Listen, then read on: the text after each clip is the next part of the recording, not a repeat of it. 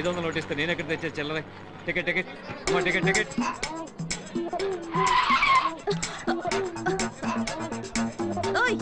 బండి సరిగ్గా నడపోయా, దీనికన్నా 2 వీలరే బెటర్. ఎవరండి ఎస్ఆర్ నగర్ లో దిగాల్సింది? ఎస్ఆర్ నగర్. కలుస్తాడు తమ్ముడు. అలాగే అన్నయ్య. తమ్ముడన్నయ్య టాటా చెప్పడం అటుంచి ముందు నీ జేబులో పర్సు చూసుకో. అయ్యో నా పర్సు కనపడలేదు. నా పర్సు నా పర్సు నీ పర్సు ఎక్కడికి పోలా, అదిగో అమ్మాయి దగ్గర ఉంది. నా పర్సు కొట్టేసింది నువ్వేనా? ఇవ్వవే. అయ్యో నా దగ్గర లేదు, నాకేం తెలీదు. ఏమ్మా చూడడానికి పెద్ద గొప్పింటి అమ్మాయిలా ఉన్నావు, ఇలాంటి పని చేయడానికి సిగ్గులేదు?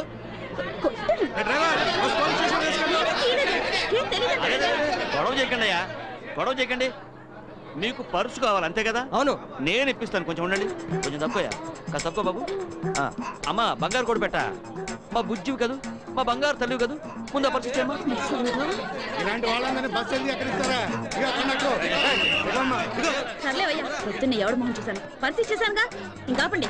అమ్మా అమ్మా రైట్ రైట్. అమ్మా కొంచెం ఆగమ్మా. అమ్మా నీకు పుణ్యం ఉంటుంది, కొంచెం ఆగమ్మా. అమ్మా ఏంటయ్యా? అయింది ఏదో అయింది, ఎందుకమ్మా అంత కోపం? నువ్వెక్కడ తగులుకున్నావయ్యా? ఏం నడిచనిలాగా నా బిజినెస్ అంతా నాశనం చేసావు కదయ్యా. చిన్న పర్స్ కోసం పబ్లిక్ లో నా పరువంతా తీసావు కదా. ఈ పాలకొల్లు మొత్తానికే భాగ్యలక్ష్మి అంటే లక్ష్మీదేవి లాంటిది, అలాంటిది పిక్ పాకెట్ అని ముద్రేసి పారేసావు కదా నీ దుప్ప. ఆడపిల్లవై నువ్వు ఇలాంటి పనులన్నీ చేయడం తప్పు కదమ్మా. ఏంటయ్యా తప్పు? నా రూటే ఇది, నాకు తెలిసిన విద్య ఇది ఒక్కటే. నేను బతకాలి, దానికి డబ్బు కావాలి, అందుకే ఇలాంటి పనులు చేస్తున్నాను. అది కదమ్మా, అతని పర్సన్ అంత ఈజీగా కొట్టేశావే, అతను ఆ డబ్బుని ఎంత కష్టపడి సంపాదించుంటాడు చెప్పు. డబ్బు లేకపోతే నేనెలా బతకాలి? అందుకని నీకున్న దారి ఇదొక్కటేనా? అవును, నేనెవ్వరి గురించి పట్టించుకోను. నాకు డబ్బిస్తే ఏ పనైనా చేస్తాను. నీకు డబ్బిస్తే ఏమైనా చేస్తావా? ఓ కావాలంటే నీ తల కూడా తెగ్గొస్తాను. ఓ అయితే నాతో రా, నీకెంత డబ్బు కావాలంటే అంత ఇస్తాను. ఏయ్, చూడ్డానికి అడుక్కు తినేవాళ్ళ ఉన్నావు, నువ్వు నాకు డబ్బిస్తావా? అవును, నేను చెప్పినట్టు చేస్తే నువ్వు ఎంత డబ్బు అడిగితే అంత నేను ఇస్తాను. ఏం చేయాలి? నువ్వు మా అమ్మాయిలాగా నటించాలి, పోలీస్ ఆఫీసర్ కిరణ్ బేడిలాగా. నీకు నిజంగా ధైర్యం ఉంటే ఒప్పుకో. ఏ భాగ్యం, ఏంటి ఆలోచిస్తున్నావు? ఇన్నాళ్ళు రకరకాల వేషాలు వేసి వీధులు వెంట తిరిగించాలు, మంచి ఛాన్స్ దొరికింది, సెటిల్ అవ్వవే, ఒప్పుకోవే గుబే. నాతో రావడానికి భయపడుతున్నావా? నేనా? కడుపు నింపుకోవడానికి ఈ ఊరైతే ఏంటి, పొరుగురైతే ఏంటి, వస్తాను. వచ్చాక ఎందులోనో ఇరికించావు కదా. నీ మీదొట్టు, నా మీదొట్టు, నా మాట నమ్మమ్మా. అలాగే.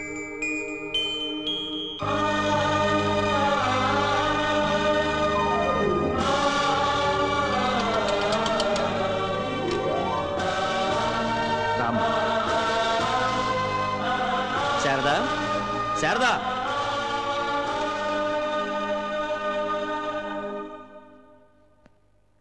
ఎక్కడికి వెళ్ళుంటుంది? శారదా, కిరణ్, ఇన్ని రోజులైందమ్మా నిన్ను చూసి. ఎలా ఉన్నావు నా బంగారం? ఎలా ఉన్నావమ్మా?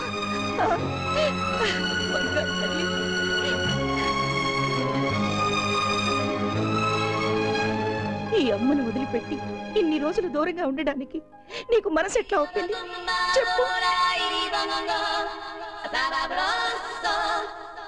ఒక్క ఫోన్ అయినా చేయొచ్చు కదే. శారదా, డ్యూటీలో దానికుంటే టెన్షన్స్ నీకు తెలుసు కదా. ఏమిటండి పెద్ద టెన్షన్లు? నేను దీని తల్లిని, దీనికి ఏమైందో ఏమిటోనని నేనెంత కంగారు పడ్డానో తెలుసా? సరే సరే, అది వచ్చేసింది కదా, దానికి కాస్త రెస్ట్ తీసుకునివ్వు. రెస్ట్ తర్వాత తీసుకుంటుందిలేండి. దీనికి ఇష్టమైన వంట చేస్తాను. వెళ్ళమ్మా, వెళ్ళి ముందు ఫ్రెష్ అయి రాపో. నువ్వు రామ్మా.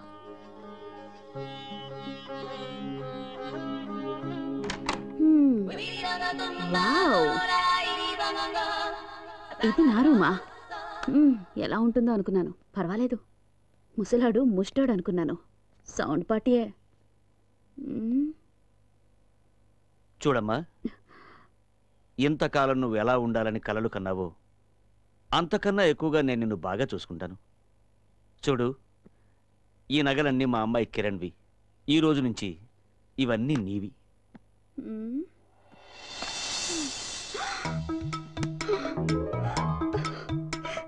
ఏంటి గురు, నీకు నా మీద చాలా నమ్మకం ఉన్నట్టుందే. చూడమ్మా, మా ఆవిడకి కిరణ్ అంటే పంచ ప్రాణాలు. నువ్వు కూడా మా అమ్మాయి చూపించిన ప్రేమని మా ఆవిడ పట్ల చూపించాలి. చూపిస్తాను గురు. ఆవిడ నీకు ఇచ్చిన నగల మీద కాదు. ఇంతకీ ఏమంటావు? నేను కొట్టేద్దాం అనుకున్న నగలు నువ్వే నా చేతికిచ్చావు. ఇంక చూసుకో, ఒరిజినల్ కూతుర్ని మరిపించేంత లెవెల్లో యాక్ట్ చేస్తాను. ఓకేనా? సంతోషం అమ్మా.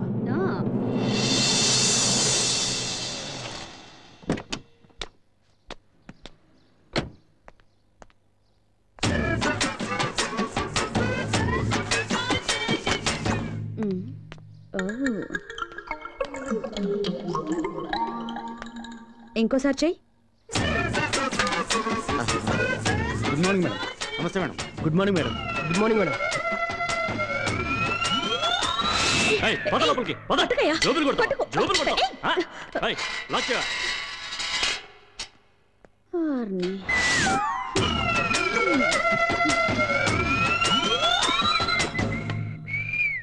ఏమైంది మేడం? పాలకొల్లు కేసు. పాలకొల్లులో నా మీద కేసా? ఎవడికుంది అంత ధైర్యం? మీరు కేసు అటెండ్ అవడానికే కదా పాలకొల్లు వెళ్ళింది. అదా క్లోజ్ అయింది. మరి ఇన్ని రోజులు డ్యూటీకి ఎందుకు రాలేదు మేడం? లీవ్ కూడా పెట్టలేదు.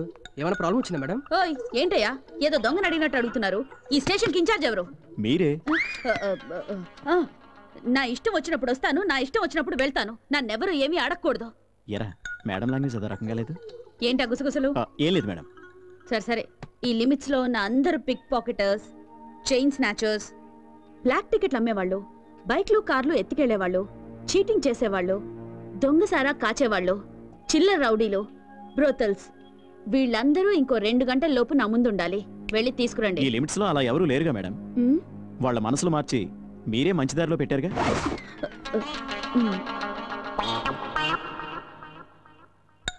నువ్వు ఇలాంటి సంఘసేవ కూడా చేసావా? మనకి స్టేషన్ వర్కౌట్ అయ్యట్లేదే. ఏం చేద్దాం? అయినా సరే అందరినీ తీసుకురండి. ఎస్.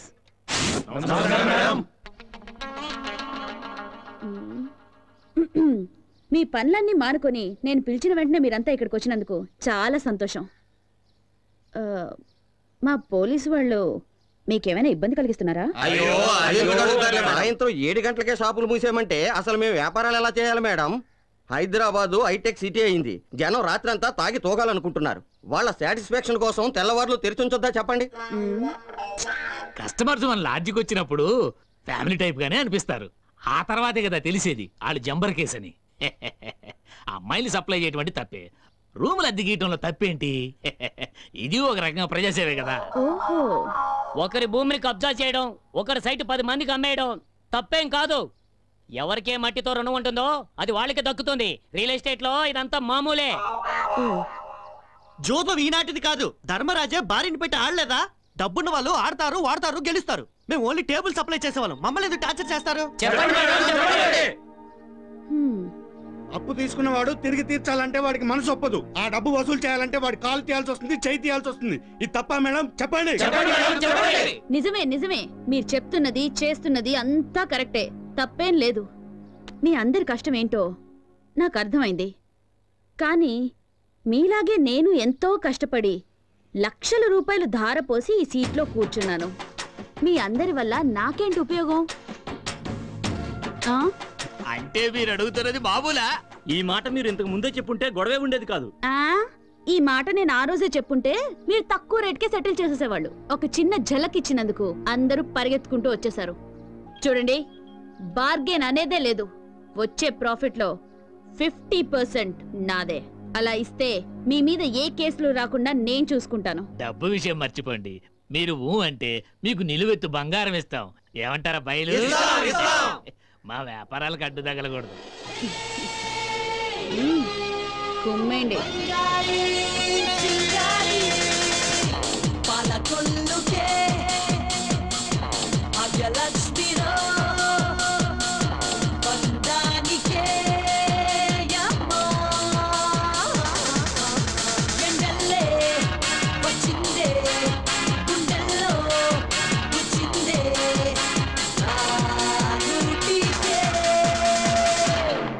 కొల్లుకే భాగ్యలక్ష్మిరో బంధానికే యమ్మా ఎండల్లే వచ్చిందే గుండెల్లో వచ్చిందే రాలుటికే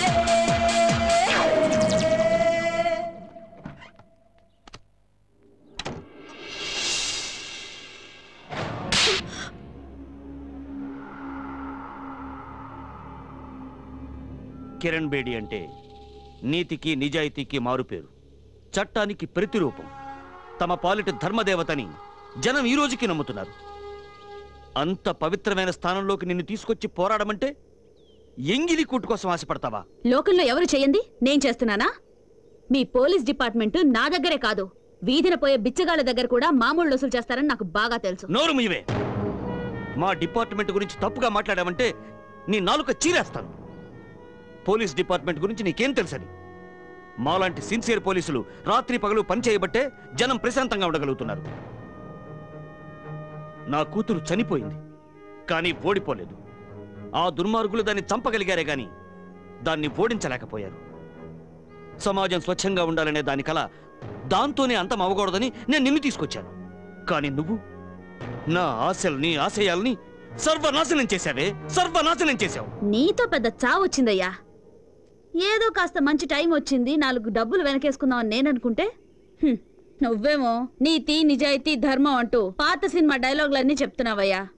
చూడయ్యా, కాలానికి తగ్గట్టు మనము మారాలి, లేకపోతే మీ అమ్మాయిలాగే నేను చచ్చి ఊరుకుంటాను. అయ్యో, నాకు ఈ సుత్త అవసరమా? నీకవసరం లేకపోవచ్చు, కానీ నాకవసరం. నీ కూతురు చచ్చినా నీకింకా బుద్ధి రాలేదు అంటే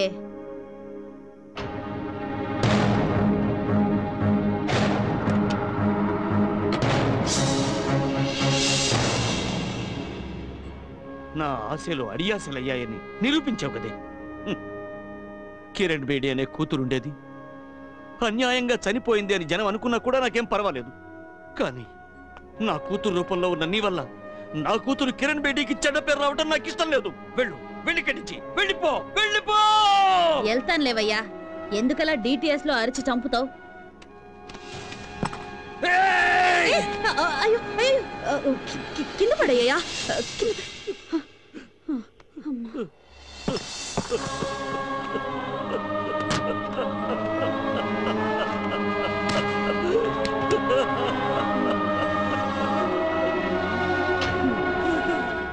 చిత్తూరు నాగే రేంజ్ లో యాక్ట్ చేస్తున్నాడు, ఆస్కార్ గ్యారంటీ.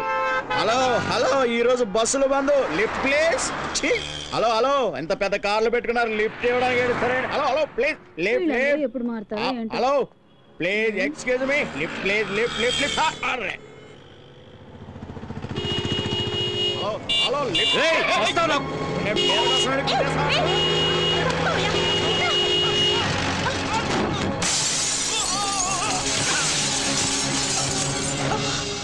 నేను బతికి ఈ భూమి మీద ఏదో మంచి పని చేయాలని ఆ దేవుడు రాసినట్టున్నాడు. Thank you madam, thank you. ఎక్కడ బాటిల్? Thanks again madam.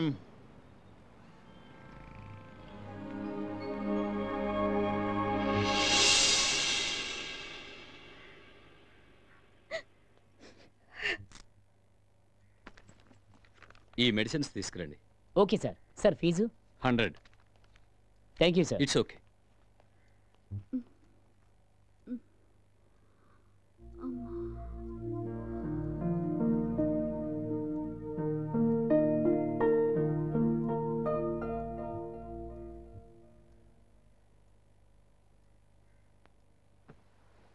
నేను ఇక్కడికి ఎలా వచ్చాను?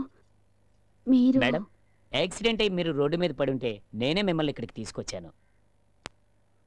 ఏంటమ్మా అలా చూస్తున్నావు? ఈ గుడిసెల్ని గుడిగా మార్చింది నువ్వే కదా, మా బతుకుల్లో వెలుగు నింపింది నువ్వే కదమ్మా. ఇవ్వక తీసుకో, తీసుకోమ్మా. గేదెల్ని పెంచుకుంటూ ఈ ఏరియాలో ఉన్న అందరికీ పాలు సప్లై చేస్తున్నాను. మీ దయ వల్ల చాలా సంతోషంగా ఉన్నానమ్మా.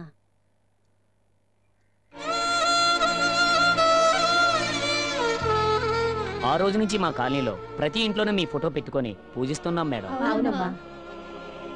రండమ్మా. చూడండి, మా కాలనీలో అందరూ అగరబత్తి తయారు చేసి సంపాదిస్తున్నారు. ఎవరికి భారం కాకుండా వాళ్ళ కాళ్ళ మీద వాళ్ళు నిలబడుతున్నారు. అలా చూడండి, అప్పడాలు వడియాలు తయారు చేసి మేమే ఇంటింటికి సప్లై చేస్తున్నాం. మా జీవితాలు చక్కపడ్డానికి కారణం నువ్వేనమ్మా. రాజు. ఏంటక్క? నమస్కారం మేడం. ఆ రోజు నన్ను ఆటో నడుపుకుని బతకమన్నారు. ఈరోజు 4 ఆటోలకు ఓనర్నయ్యాను. నాలాంటి జేబు దొంగలందరూ ఈరోజు నిజాయితీగా బతుకుతున్నారంటే దానికి కారణం మీరే మేడం.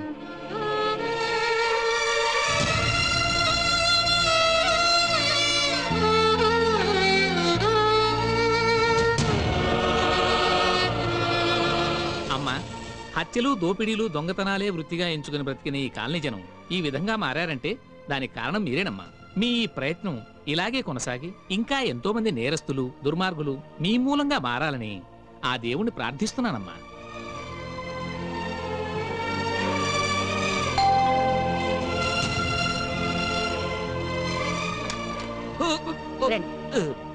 ఏమిటండి ఇంత లేటు?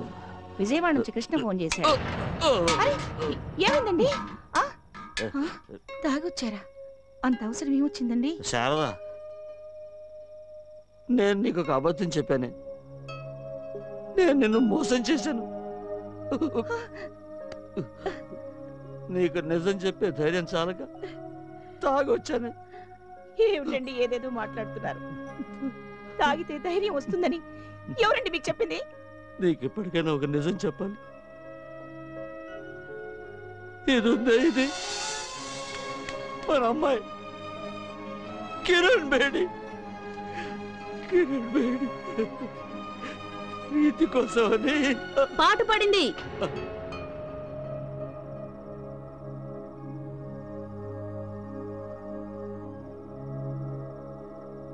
ఇంట్లో మాత్రం ఎవరి మాట విందో, మొండి ఘటం. ఎప్పుడు చూసినా డ్యూటీ డ్యూటీ అంటుంది. ఇంట్లో అస్సలు స్థిమితంగా ఉండదు. నన్నేం చేయమంటారు? తప్పు నాది కాదు. మీరు పోలీస్, నేను పోలీస్. యూనిఫామ్ తీసేసిన తర్వాత అమ్మకి ముద్దుల కూతుర్ని. అమ్మా, నువ్వే చెప్పమ్మా, నేనే రోజైనా నీ మనసు నొప్పించానా? చచ్చా, అది నీ డ్యూటీ కన్నా. దానికి మీ నాన్న తాగి రావడానికి సంబంధం ఏమిటి? మీ ఆయన తాగొచ్చింది అందుకు కాదు. ఆయన చేతిలో ఏమున్నాయో చూడు, మల్లెపూలు. ఇవాళ మీ వెడ్డింగ్ యానివర్సరీ. ఏంటి బాస్, ఏంటి పార్టీ హుషారా? పదండి సార్. ఏంటి అలా దిష్టి బొమ్మలా నించుంటారు? పూలు తెచ్చింది దేనికి మాస్టారు? అమ్మా అటు తిరుగు. అప్పో సిగ్గు. అమ్మా ఓ 20 ఏళ్ళు వెనక్కి వెళ్ళినట్టుంది. ఆ నవ్వు చూడు. ఈ సంతోషంలో నాకు తిండి పెట్టడం మర్చిపోకమ్మా. పోవే పిచ్చిదాన, రండి పొంచెదురు గాని. అయ్యో నడుము బాస్. పర్సులు, చైన్లు కొట్టేయడం ఏదో ఘనకార్యం అనుకున్నాను. కానీ ఈరోజు మీ అమ్మాయి నా కళ్ళు తెరిపించింది. తను కూడా దొంగే, కానీ నాలా కాదు సార్. తను దోచుకుంది ఎంతో మంది మనసుల్ని. కిరణ్ బేడి ఎంతటి శక్తివంతురాలో ఈరోజు నాకు తెలిసింది సార్.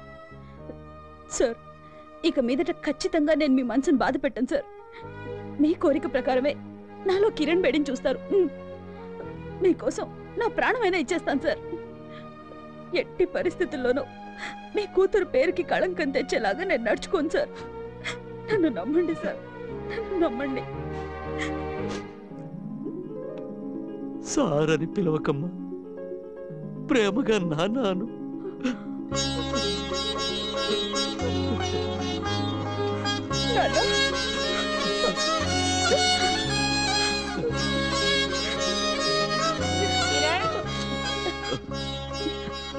పడుకున్నానా?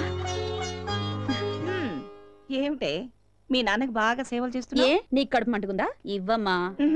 కూర్చో, నేను తినిపిస్తాను.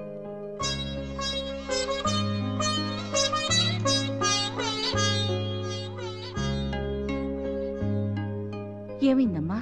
మీలాంటి అమ్మా నాన్నలు దొరకడం నిజంగానే నే జన్మలో చేసుకున్న అదృష్టమో. ఏమైందే నీకు? ఏం లేదమ్మా, నీ చేత్తో ముద్దలు తిని చాలా కాలమైంది కదా, అందుకే. తినిపించు. అయ్యో పిచ్చిదాన, అయ్యో మెల్లగా తిను.